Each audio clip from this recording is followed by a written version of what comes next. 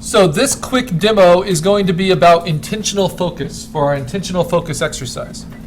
And to do it, we wanted to take a picture of something in focus and then play with taking that same picture or a version of that picture out of focus. And the goal is to try to be more interested and visually engaged in the out of focus version than the in focus version. And thus using focus as an intentional creative tool. When you have an SLR, you're able to shift to manual focus and override automatic focus. And in that way, you can do lots of different steps of focus. So here we have 2 different steps. And in order to get the most focal range, in order to get something this blurry, you have to zoom in with your lens on your subject as well. So we're going to take our pictures, our exposures, off of our memory cards. And we talked about other ways that we could get intentionally blurry focus from our pictures. One is that we can focus lock on something up close. So I'll open these all up.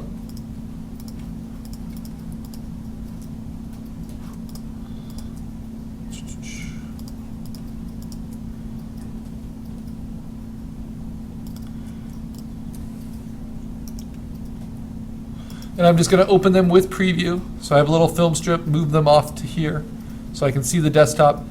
So I have an in-focus picture there, and then using manual focus, I can simply take the focus away progressively until it doesn't look like any particular face. More like just an icon of a face, and the colors start to blend together. But what if I have a point and shoot camera? I'm not able to have that focus ring. Well, what I can do is first focus lock on something really close and fairly zoomed in to force the aperture of my camera open. So I focus locked on the corner of this monitor about 8 inches or so away from my lens. And then I held that focus lock down and carried that amount of focus and that aperture over and took the shot. And I actually like this one more than I like this one. So that has some potential. So 2 might be this one and this one. Another is bright colors are really fun to play with in terms of focus. And if you don't want to do the focus lock game, which I did here and got this, which is fun, you can also just leave your autofocus on and not worry about where it focus locks so much, but have a longer shutter speed and move your camera so that you get motion blur. So there's an example, or this one in focus, kind of in focus. It's a little motion blurred, but this is really motion blurred. And you can get some nice colors that way. Nice movement. So I'm pretty fond of this one right here. And I can say this was the in-focus picture. This is the out-of-focus picture of that same thing. This one's kind of fun too.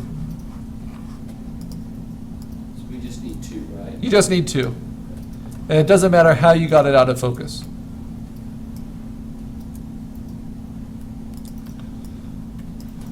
All right, so now we're going to open those both in Photoshop. So I think I'll play with these 2 this semester. So that's my in-focus shot, and this is my out-of-focus shot. Very different, right? And I would say if I had to have one of these on my wall, I'd want it to be this one. Just more visually interesting. And that's not your fault at all, Ruth. But I'm going to open those both in Photoshop.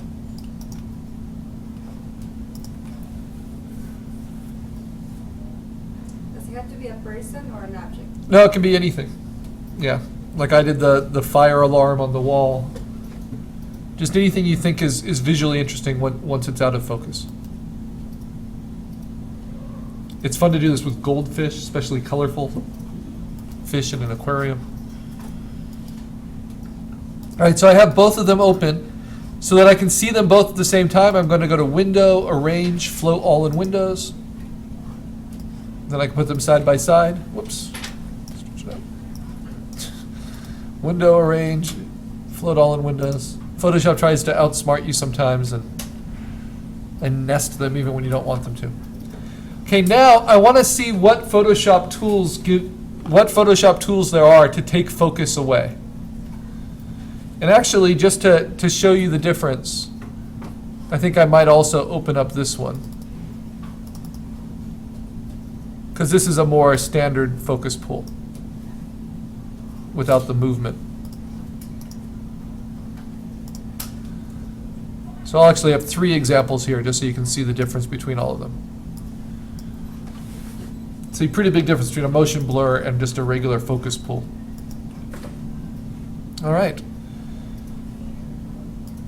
And it's interesting how focus can bend the light. So it increases the white light from the windows, and that bites into the head and bites into the skin. And then it increases the light of this jacket, and that kind of bites into the arm. Now what we're going to try to do is see how Photoshop can take focus away. And so going on to my in-focus exposure, I'm first going to make a duplicate, so Command-J. So I have a copy layer. And then on that layer, I'm going to go up to Filter and Blur. And a tool, pretty much the only filter we'll ever think of using is under Blur. And we're going to learn how to use Gaussian blur today, and later we'll learn how to use lens blur, which fakes aperture effects. But Gaussian blur basically takes every pixel and then spreads it out as far as you want to mix with the other pixels, like ripples in a pond. And see how it does. It's not going to do the same that you can do optically with your lens, but see how close you can get to getting them to match using Photoshop tools. And so the difference is, since this is just done with the pixels, this doesn't let the light bite into other areas like a lens does. All it does is treat all of them equally. So each pixel kind of blurs across each other pixel. So what we can see is that Photoshop can do a good job pixel by pixel, taking that individual sharp pixel grid and taking focus away from it. But it can't match the depth kind of optical effects that our lens can when we play with different focus pools, either with manual focus or by tricking our camera with focus lock. Now, can Photoshop do this kind of thing, a motion blur? Well, let's see. You don't need to do this unless you have a motion blur effect. But I'm going to make another duplicate of my background layer. Then I'm going to go to Filter, Blur, and I'm going to click on Motion Blur. And here, this is just like Gaussian blur, except you can set the angle at which the blur happens. And so my angle is just slightly up like that. And it's pretty blurry. You know, maybe about like that. Maybe an angle of about 3.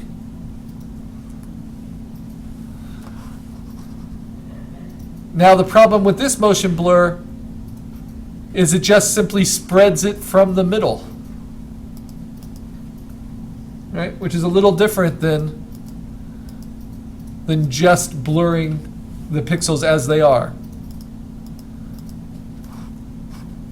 But there would be no way with the camera, with Photoshop, that I can match what I got here with the camera, like all these trails of light with this kind of clear momentum. But this can give me the effect if I want to try to show it that motion blur effect. And it can be a useful tool.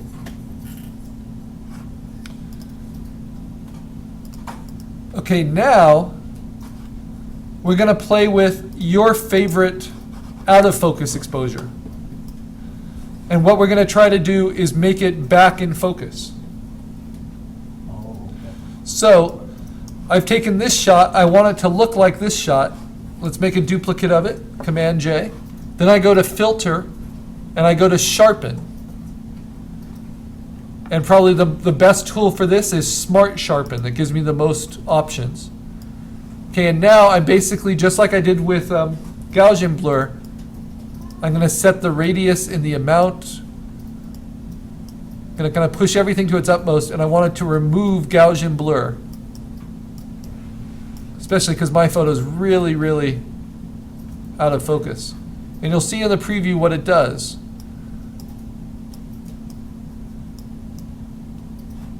I say okay.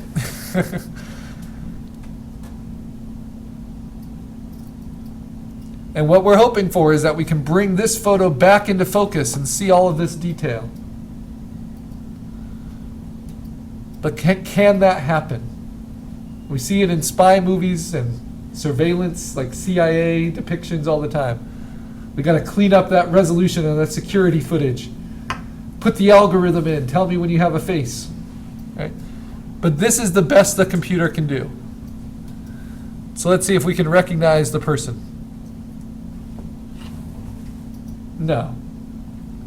And that's because the computer cannot make up information it doesn't have. Right? It can only work with the pixels we give it. So when we tell the computer to sharpen, all it can do is take each individual pixel and make it more contrasted with the pixels that are next to it. So you end up getting these very noisy, very grainy looking images, which are nice. They're almost like pointillist paintings.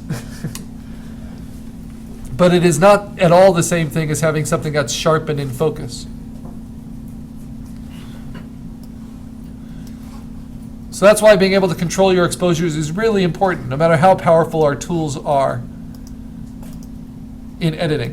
But Photoshop clearly does a better job taking focus away than it does trying to add focus back in. So that's the first lesson. Okay, since we are playing with filters, what I'd like you to do now is to take your out of focus picture, which we made more artistic, right? And it can be whatever out of focus picture you want. I might play with this one because I like it. Make a duplicate of it. And now we're going to play with some other filters. I'm going to walk you through a few of them. If we blur all the way, basically, so if we say blur, Gaussian blur, and we take it all the way to the edge, it will basically become one color. And we can get beautiful gradations this way. But that's just blurring out every pixel to its maximum, like pretty much across the whole picture. So that's one thing you can play with. But other filters that are a lot of fun are under Stylize. And basically an easy way to get access to a lot of these is under the Filter Gallery. So if you just go to Filter Gallery,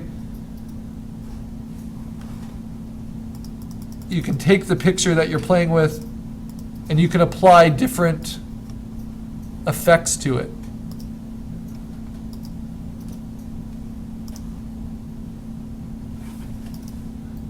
But this, of course, takes it out of the realm of photography.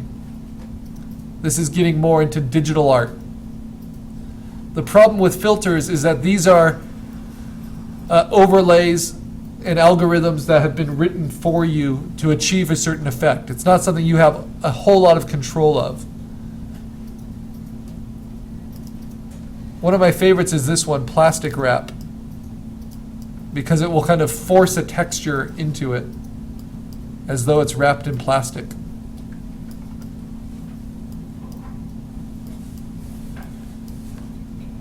And you can actually add texture to almost anything by using it, but it doesn't mean you can control that texture. Right? But that looks kind of interesting. It looks like it's actually paint.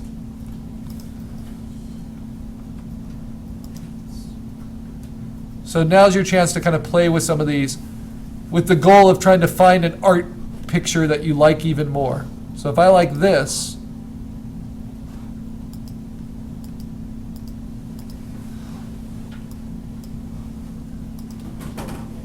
I can save that as my artistic version.